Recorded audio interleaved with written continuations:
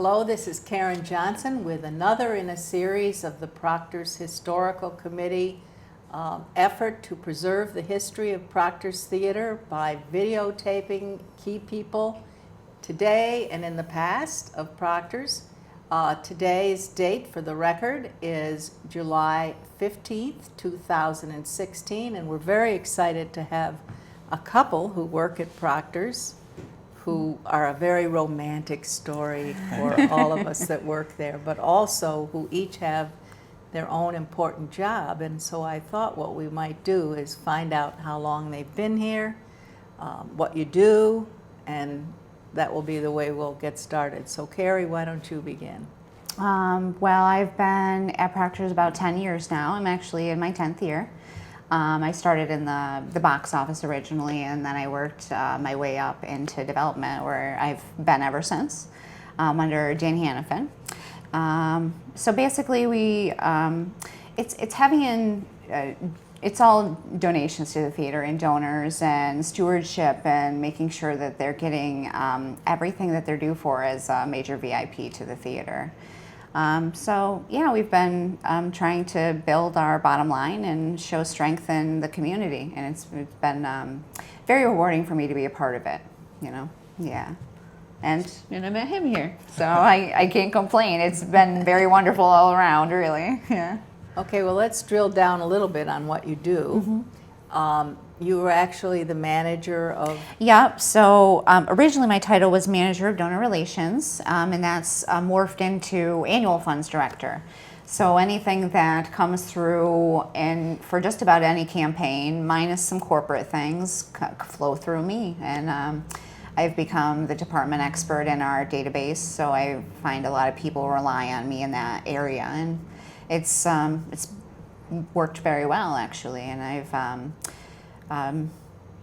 gotten to know our donors very well and very personally. It's not, for me, it's not, they're not dollar signs. It's definitely never been like that for me. For me, they're family, just like you guys are family, and Derek's my family, and they're very She loves important. this, incidentally. Yeah. That's how she is. Yeah. But I know a lot of them on first name basis. I know their dogs' names. I know where their kids go to school. It's very all encompassing, and it's very rewarding for me. Yeah. Good. Well, we'll move on to Derek. How long have you been here? I started as a IC in 2001, so I'm working on my 15th year.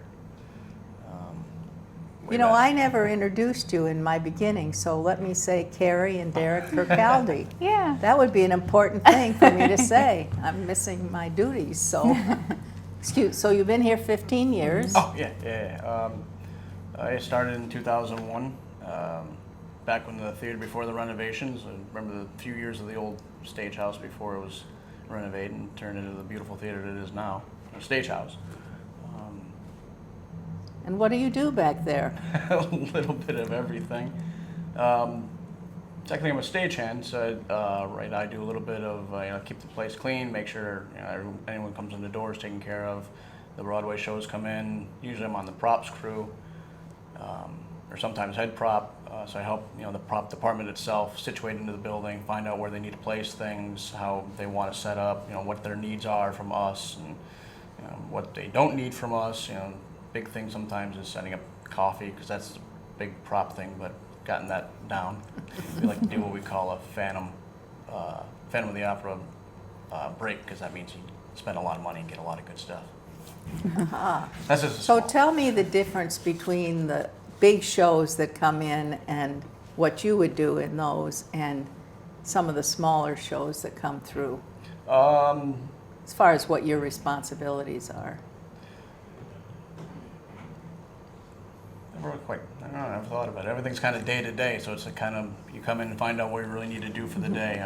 I kind of help Bruce out with the lighting if it's a house show, and I'll help out William if he needs help with audio. Sometimes I cover Bruce for lighting, or I cover Marty on the rail, or we're all kind of interchangeable a little bit. Like if a comedian comes through and he just needs a stool and a microphone, go down, we get a stool and a microphone, and make sure if whatever else he needs from the stage side of it up to the kid shows. They might need to fly some pieces, tie things onto the put something up in the air and set up their stage and unload their trucks.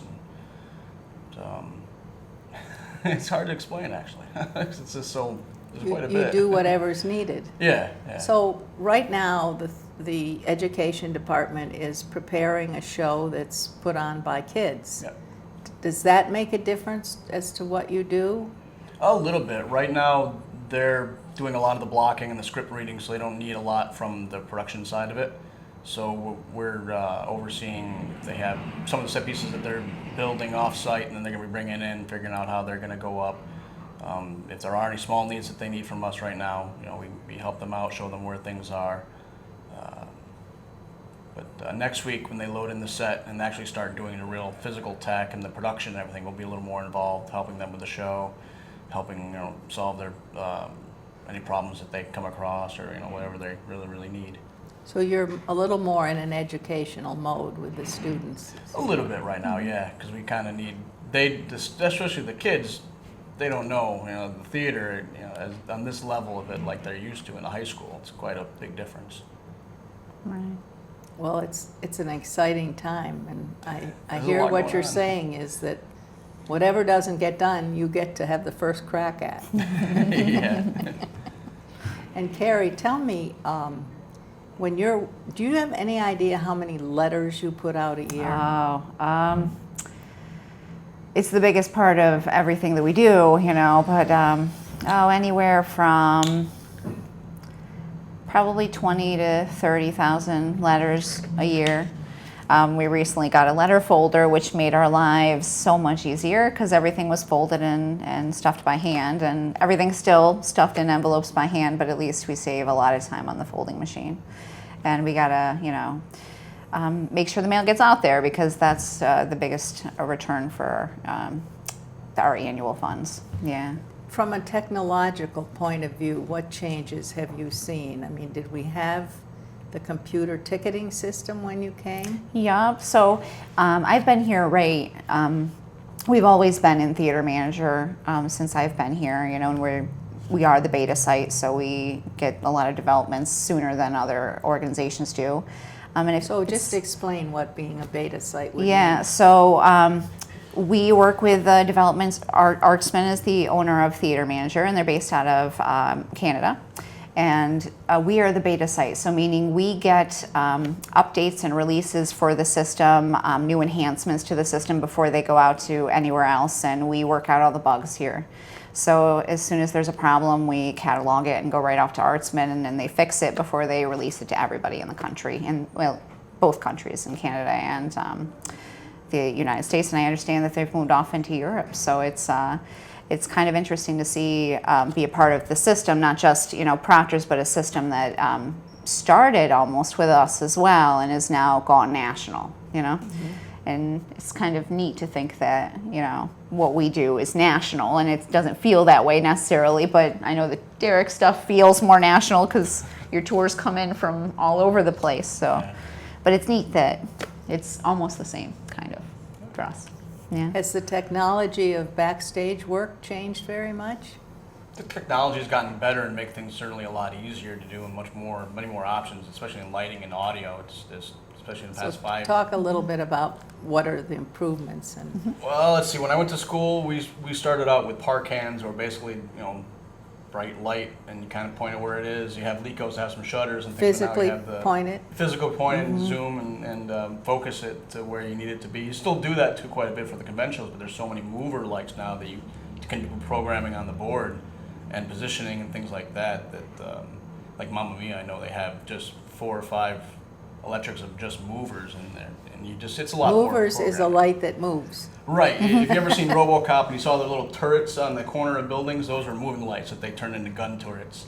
I was really dating myself a little bit there, but that's same idea. It's just everything's gotten a little bit better at it. A lot more faster, cooler, and smarter. It can do things, and it's definitely gotten impressive. So when the big shows come in, are they pretty well operated by computer, or where does human judgment come in that? Human judgment is in everything, and no matter what, if you're programming or not, I mean, it still comes down to the human element. The technology helps support what the human mind can create. You know what I mean? Kind of, if they see it and they think about it and long enough, they'll figure out a way to make it happen or create the look that they want or the situation, whatever it is. But I lost my train of thought there. It's okay. Sorry. But it's certainly the theater, and because Philip Morris loves technology, Yeah. we've kept kind of out there on the edge of opportunity, and he likes the idea very much with theater manager that we're doing a system and selling tickets in a way that's more economical for the purchaser. Absolutely. And to be able to take that system and branch out into the community and to smaller organizations has been not only beneficial for us, but beneficial for them as well. So they don't have to have the high expense of bringing on their own system. So mention some of the organizations that Yeah, Proctors so I mean, does ticketing yeah, for. we did the partnership with Capital Rep. We've been deeply involved with them. They are one with us very closely. And then now we're in branching into Saratoga Springs into Universal Preservation Hall, and that's we're getting them now, pushing them up and running in Theater Manager, and they'll do eventually all the ticketing through there. And we are in Schenectady Civic.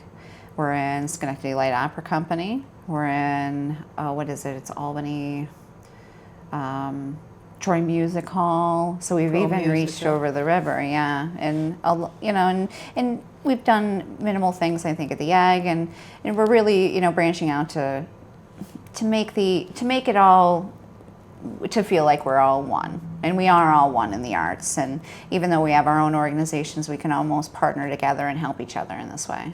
Yeah. So it means that one of those smaller organizations doesn't really need to have a full-blown system with technical support. They're getting that all Exactly. So we call them, we treat them what we call an outlet.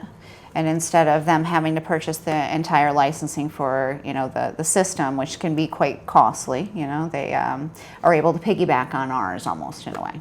Mm-hmm. Yeah, it's worked out very well. So Derek, tell me about your typical work hours. Typical work hours can be anywhere from 8 to 16 hours. Let's see, for example, last year when we did the Tech Gentleman's Guide to Love and Murder, we did 8 a.m. In the first 2 weeks, it was 8 a.m. to 7 p.m. with a lunch and a dinner. And then the following week, it went from 8 to about 11 at night with a lunch and a dinner in there too. So we had 2 hours off plus our breaks and everything.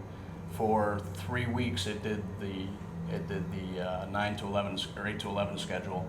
So that was 5 weeks of that's just 5 weeks of. So your life hours. is not your own. No, sometimes it feels like I just wake up, back to work, get out of work, go home, go to bed, come back to work. It's being the wife of a stagehand is, you have to really be okay with not seeing them for days. For holidays. And so we've the non-major holidays, because we're open so many days a year now, we've gotten comfortable with celebrating them a day late, and it's been perfectly fine. Yeah. We accept that that's a part of our lives. And yeah, we live not far from work, so the long hours, at least, we don't have long travel time to get home. So now we might move into the romantic feature of the story. Oh, for example, I'll talk about time dates. Kinky Boots is going to be here on our wedding anniversary, our 50th anniversary this year, so we'll have to do something later. We'll have to move adjust it to later, another yeah. Another week. Yeah. That So- morning will know.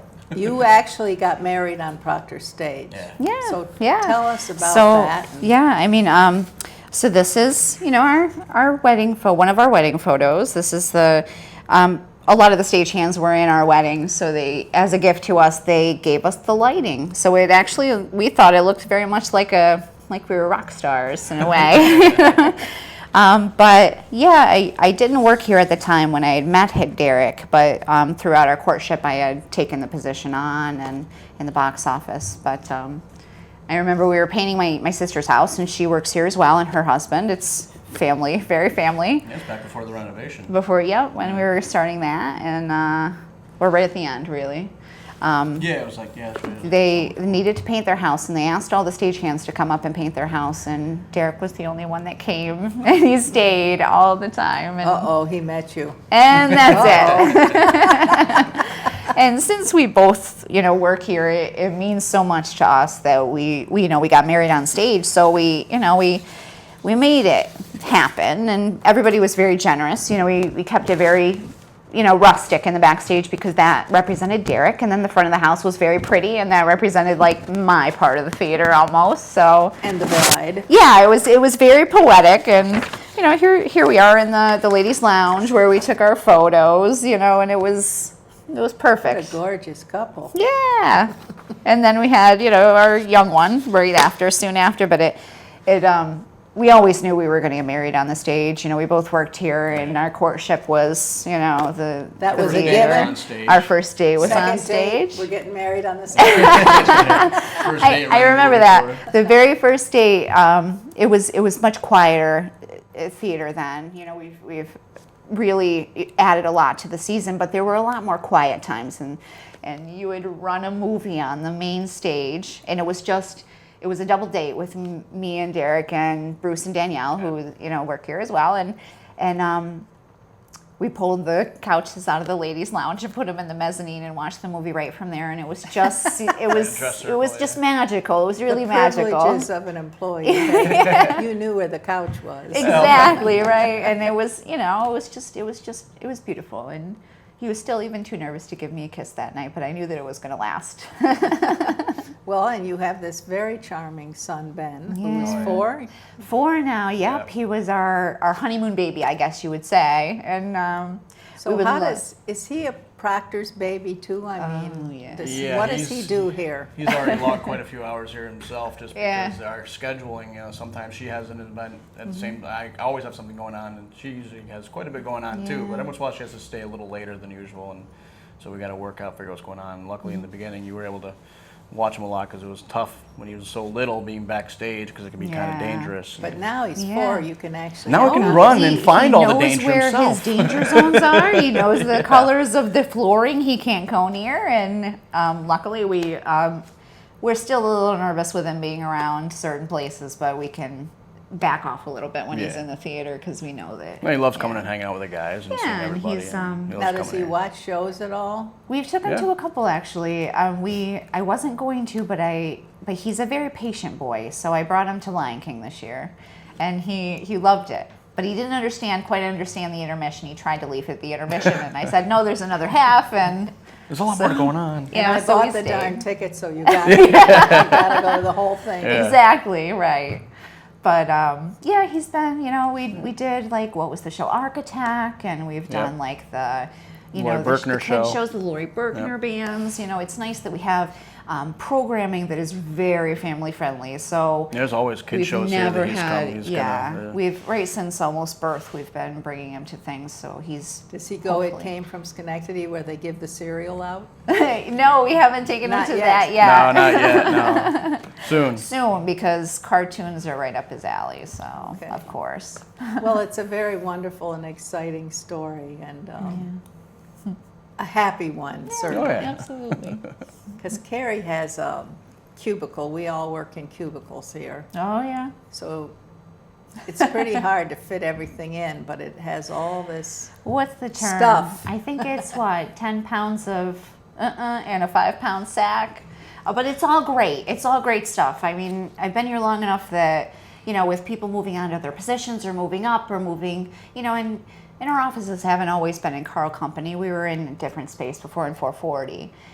But, I just collected a lot of things over the years, and they're all really neat. There's a mannequin in there, and there's show posters in there, and Boas, all your there were boas. boas in there, and little things that have fallen off Pink of, feather boas. Oh, yeah, Yes, yeah. of course. Witches' hats. Witches' hats. Just, and anything I see neat from any of the, the merchandise stands I pick up and add to my collection, and yeah, I lots of suppose stuff some in of it can move home if necessary. there. Yeah. Yeah, that's true. But I don't have room for it at home either. But When we finally have our there's theater more room. room at home. Yeah, probably. So we have a lot of these great stories at Proctor's of how people have gotten married, but just become really good friends, and it is a very collegial atmosphere to work in. we for all really sure. care about each other. Yeah, it's very family friendly. So do you want to make a little pitch about why I should be a member? Yes. I just want people to know how much we value you. It's your donation isn't just benefiting the theater, it's benefiting the community at large, and you really make a difference for not just downtown, but the region. So it's really important that you make educated decisions about where your money's going. But I would welcome a conversation from anybody to want to come in and have a tour, or come in and talk to me, or talk to any members of our team about what we do here and what your money can do here. So, yeah, give me a call. My number's on the website. There's brochures in every lobby, and I'd love to hear from you. And people who talk to you are always happy afterwards, and you can Yeah. see why, because you're a joyous person. Absolutely. 2 ways to go through life, and this is the best way. Anything else you'd like to bring up? No? I don't think so. Okay, well, yeah. I really appreciate your coming, and I want to thank Carrie and Derek Kirkaldy, both employees at Proctors who got married on our stage and still work here today, 5 or more years. This is July 15th, 2016, and I want to thank all of you for watching another edition of the Proctors History tapings to preserve the history of Proctors Theater. Thank you.